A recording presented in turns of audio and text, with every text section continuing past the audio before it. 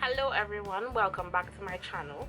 So today we'll be discussing shaving your face or dermaplaning. So dermaplaning is basically the act of using a sharp, what professional use, they use scalpels, scalpels, god damn it. So according to charlottesbook.com, dermaplaning is a method of exfoliation that consists of using a 10-gauge scalpel to gently scrape off the top layer of dulling dead skin cells in order to reveal a smoother, brighter complexion. Dermaplaning requires handling a very sharp blade that's used in surgeries. Blah blah blah blah blah blah blah. It removes all of the dead skin cells and also the facial hair, leaving the surface very smooth. It also allows for greater penetration of skincare products and creates a flawless canvas for makeup to glide on smoothly. So basically it's using a sharp tool like a scalpel to remove the very top layer of dead skin cells. If you watch this video and this is something that you would like to try at home, I would strongly recommend doing a lot of research, a lot of reading the pros and the cons of it, and see if it's something that you would like to try. You do this at your own risk. It is risky because you are putting a sharp tool to your skin. I think that people with cystic acne, or if you have like a really agitated pimple on your face, you probably do not want to shave it. If you have cystic acne, you'd probably want to avoid it, or acne at all. You generally don't want to aggravate the acne on your skin, far less go over it with a sharp blade. My skin, my biggest problem is dark spot, and I do have pimples and whiteheads and blackheads, but none of them, I feel as though shaving, it doesn't really irritate them, because the type of pimples, you know, they're just like little bumps and heats and texture that I have on my skin. At this point in time, I don't have any like agitated pimples. So what I do is usually I'd shave my face, my entire face, because there are a lot of fine hairs all over your face. So your chin, your mustache, I have hairs, like very fine hairs at the tops of my cheekbones, around my eyebrows, and then I'd usually go in again and actually try to scrape off some of my the dead skin cells on top, and you would see it as I'm doing it, how it, like, you can see the skin gathering up, like the dead skin cells. First time I did it, I ended up like scratching my face and it was red and blotchy all over, but after that I have never scratched myself again. So you know, it's kind of a trial and error thing, and I am not going to put a scalpel to my face, like, but if you Google dermaplaning at home, you would see that a lot of people, there's actually a tool that is selling now. It's kind of expensive, that it's a dermaplaning tool. You would also see them recommend to use this used to be the brand Twinkle, now it's Brittany, so I really don't know what's going on, but it's practically the exact same thing. And as you can see, this is a new pack that I'm opening, so I don't ever use the same blade on my face more than once.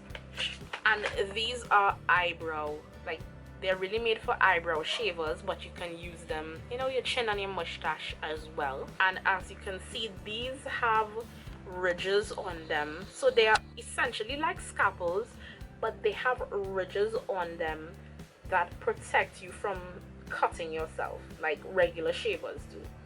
And I use this to shave my eyebrows, you know, on a weekly basis as well. Before you do this, you want to make sure that, of course, you're using a new shaver, and you want to ensure that your skin is clean and freshly washed. You really don't want any oil on your skin, and as you read up on it, we'll see that you really need your skin to be dry to really scrape off the dead skin cells. I'll usually start off doing my eyebrows, so I'd hold the skin tight.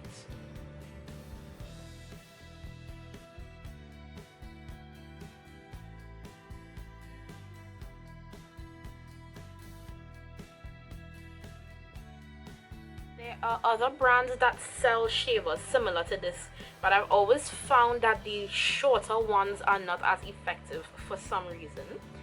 And then I'd shave, you know, my unibrow. If you end up wanting to try this, like, do it on a Friday. So if you mess up somehow and scratch up your skin, you wouldn't end up having to go to work with red blotchy skin. Although the first time I did it, overnight the redness disappeared.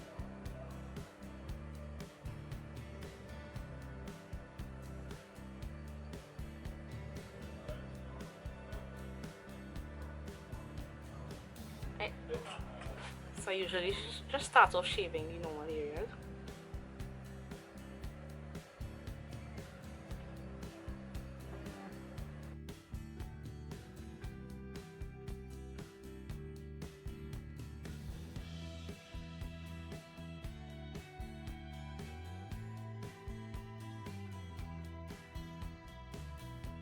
And you would see, like, as I'm doing it like this, I'm getting the same spot multiple times. So it's shaving off the hair, and then I'm beginning to scratch off the dead skin. And you would see, you could actually see the hair and the dead skin on the shaver. It's very minimal, but you could see it, you know. And you can see that it's starting to, because my skin cells turn over hair pretty quickly, because I'm always pulling out hairs.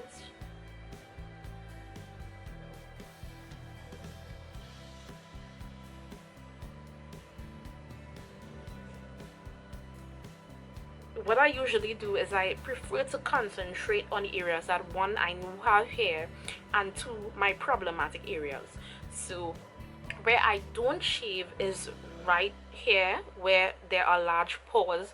You really don't want to irritate the areas that already have large pores, and I feel like right here where the pores are, I feel like there's extra sensitive. So I would leave my nose alone. I'd leave this area right here, which is generally clear. Obviously you don't do under your eyes because the skin there is pretty thin, and I don't do my eyelids. That's crazy. And so I do my forehead. You want to be careful around your hairline, because there was a time I kind of gave myself a mark and it really wasn't that cute. So I'm gonna start here, and I'm gonna, you know, kind of shave off my sideburns, and I'm going multiple times to get the hair and the skin. You can see right there, it's starting to gather.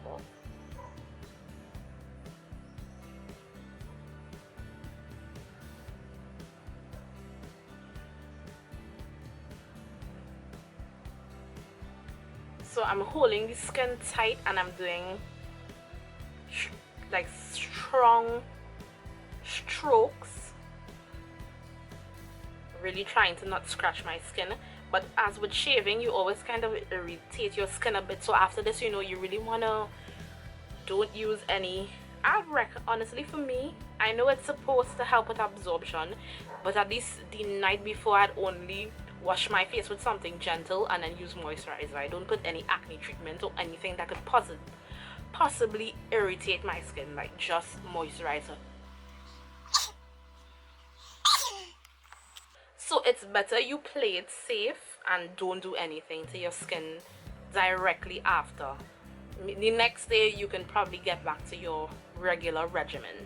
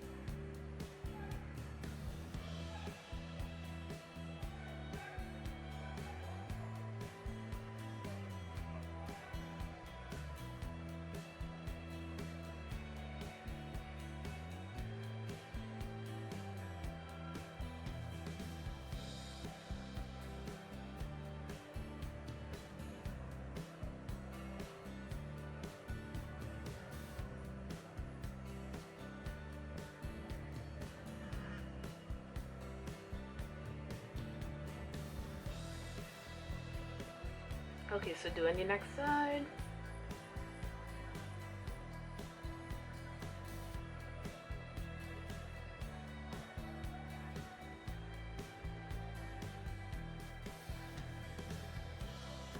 In fact, let me, so you can actually see it at the back of my hand there that I scraped off. It's actually like a bit here, but that's mostly like dead skin. Alright. Fun fact, did you know that the majority of dust in your home is actually dead skin? How gross is that?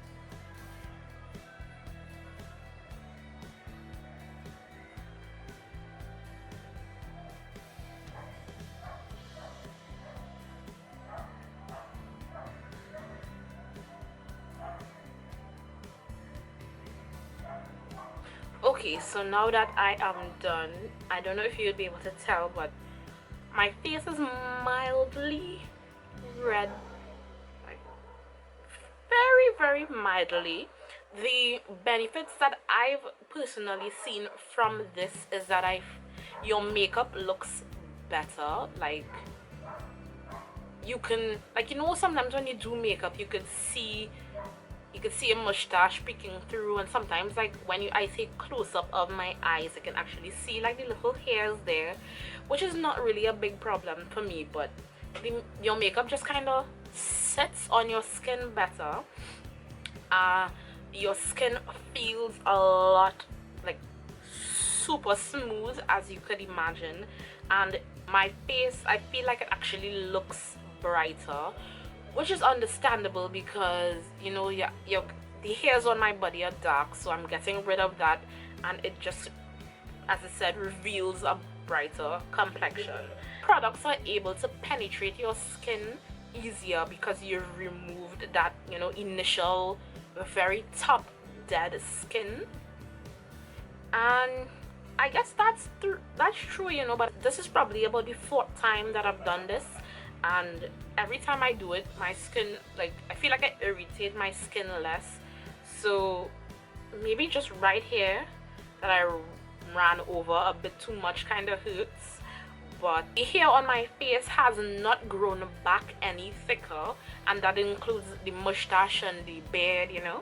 It has not grown back any thicker, and I know people think that's a myth, but it really isn't. Like, other parts of my body I've seen where I've shaved, the hair has grown back like thicker and coarser, and that has to do with the type of hair, because there are different types of hair on your body. For me personally, the ones on my face, maybe with the exception of my chin, my mustache hairs have never grown back any thicker, and the fine hairs on my face have not grown back any thicker. The ones on my chin have, but that's the ones that I've plucked. When the hair grows back, it does not feel, you know, like how when your hair grows back on your leg, like it feels prickly, but it doesn't feel like that on your skin. And again, that is with the exception of where the hair is thicker.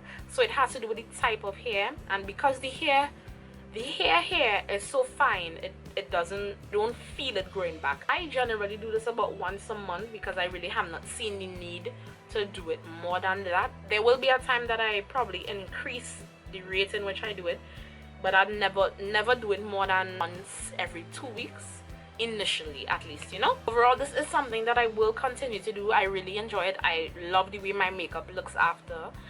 And if you do try it, let me know what you think, or I hope you just enjoyed watching the video and see me try something weird on my face. I'll try to make it a series on my channel, you know, trying out weird products or weird techniques that work.